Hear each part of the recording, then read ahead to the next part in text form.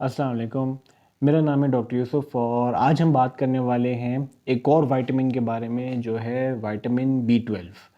हमने पहले भी विटामिन डी के बारे में बात किया था और अब हम बात करेंगे बी 12 के बारे में कि इसकी हमें बॉडी में क्यों ज़रूरत होती है, इसकी कमी से क्या मसले मसाइल होते हैं और तरीक़ेकार इलाज क्यों है। जैसे आप सबको पता है कि मैं एक ब्रेन और स्पाइनल सर्जन हूँ, तो मेरे पास मेजॉरिटी मरीज़ जो आते हैं वो कमर और टांग के दर्द वगैरह के साथ आते हैं, जिनके टांगों में सुनपना है, कभी हाथ में सुन है, तो ये वाली सारी चीज़ें। अब क्योंकि बी 12 का जो मेजर काम है हमारी बॉडी में, वो नसों के फंक्शन में हेल्प करना है। इस वजह से बहुत सारे मरीज़ जो मेरे पास आते हैं उनमें कभी कभार सिर्फ़ और सिर्फ बी 12 की कमी होती है। तो डिस्पाइट द फैक्ट कि उनको कमर में डिस्क वगैरह हो, और मैं आपको पहले भी बता चुका हूँ कि 80 से 90% मरीज़ जिनको जितनी भी बड़ी डिस्क हो वो आहिस्ता आहिस्ता बेहतर हो जाते हैं। तो ऐसे मरीज़ों का मैं विटामिन डी और बी 12 का लेवल ज़रूर करा के देखता हूँ, और अगर उसकी कमी हो तो पूरा कर देता हूँ। अब बी 12 जो है, जैसे मैंने आपको बताया, हमारी नसों के काम करने में हेल्प करता है। तो वो लोग जिनके हाथों में पैरों में सुनपना ज़रा ज़्यादा महसूस होता है, और अगर उनके बी 12 के लेवल्स कम आए और अगर हम उनको पूरा कर दें तो उनका जो सुन वगैरह वो बेहतर हो जाता है। लेकिन ये बात ज़रूर हमें को समझ में आनी चाहिए कि ये विटामिन जो है हमारे नसों के फंक्शन को हेल्प करता है, इसका 100% रोल नहीं है इसके अंदर। अब ये इतना बड़ा मिसकंसेप्शन बना हुआ है कि मैं जब हमारे पास क्लिनिक में पेशेंट्स आते हैं और मैं उनसे पूछता हूँ कि भाई क्या हुआ, वो कहते हैं डॉक्टर साहब मुझे हफ्ते 2 हफ्ते पहले इतना शदीद दर्द हुआ था और मैं बस हर एक दूसरे दिन जाके इंजेक्शन लगवा के आ रहा हूँ, उससे कुछ बेहतरी हो जाती है। अच्छा भाई जाओ पर्ची दिखाओ। जब आप उनकी पर्चियाँ देखते हैं तो पता चला भाई वो जब भी उनको दर्द होता है वो इमरजेंसी या क्लिनिक जाते हैं और वो देखते हैं भाई हाँ भाई टांग में दर्द है, नस का दर्द है, हाँ तो उसमें तो विटामिन बी 12 होता है, वो नस का काम करता है, तो उसको वो मेथिकोबाल या बी 12 का इंजेक्शन लगा देते हैं।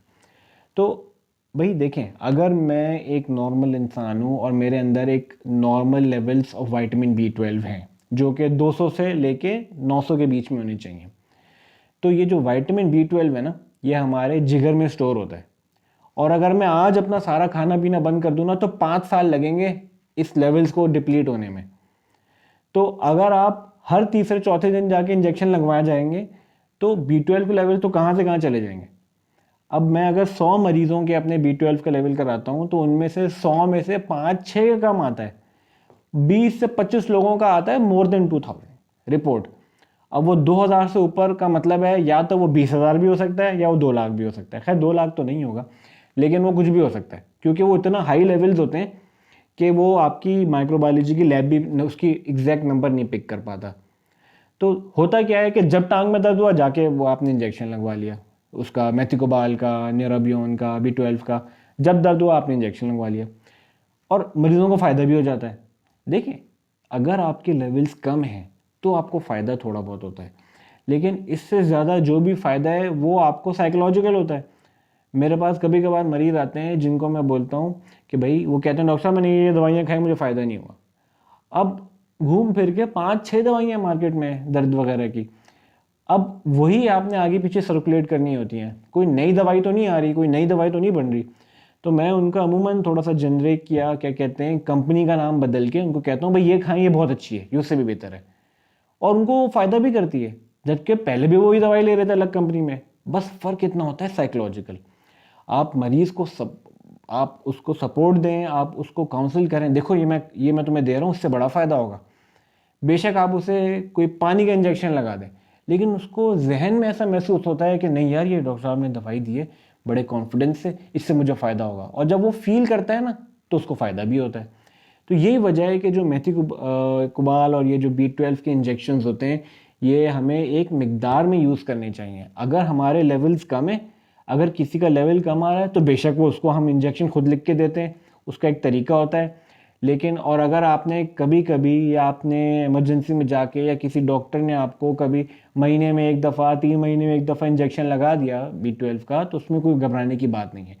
लेकिन उसको बहुत ज़्यादा फ्रिक्वेंटली मत लगवाएं, क्योंकि उससे हमारे लेवल ज़्यादा हो सकते हैं और उससे फिर कोई नुकसान भी हो सकता है। देखिए, मैं जितनी भी वीडियोस बनाता हूँ उसमें मेरा आप सबको बताने का मकसद ये होता है कि कोई भी अननेसेसरी दवाई या इंजेक्शन ना लें, जो ज़रूरत है वो लें। ठीक है, तो अब B12 के जो लेवल्स मैंने आपको बताया 200 से लेके 900 के बीच में होने चाहिए।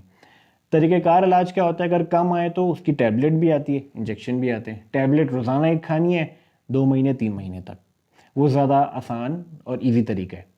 और अगर हम खाने पीने में देखें तो किन चीज़ों में ज़्यादा होता है, भाई ये जो B12 है ये गोश्त वाली चीज़ों में ज़्यादा होता है, जैसे कि लिवर हो गया, जिगर, उसमें भी बहुत ज़्यादा होता है बीफ का, इन सब चीज़ों का।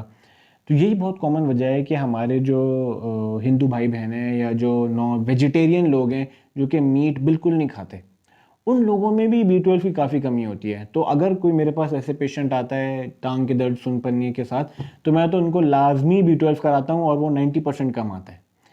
ये भी है कि आप कुछ वेजिटेबल्स वगैरह खाएं तो उसमें भी B12 होता है, लेकिन आप उसकी खैर टैबलेट ले लें तो वो बेहतर हो जाता है। तो आज का मेरा मैसेज इतना ही था कि भाई जो ज़रूरत के तहत इंजेक्शन दवाई आपका डॉक्टर प्रिस्क्राइब करे उसी तरीके से लें।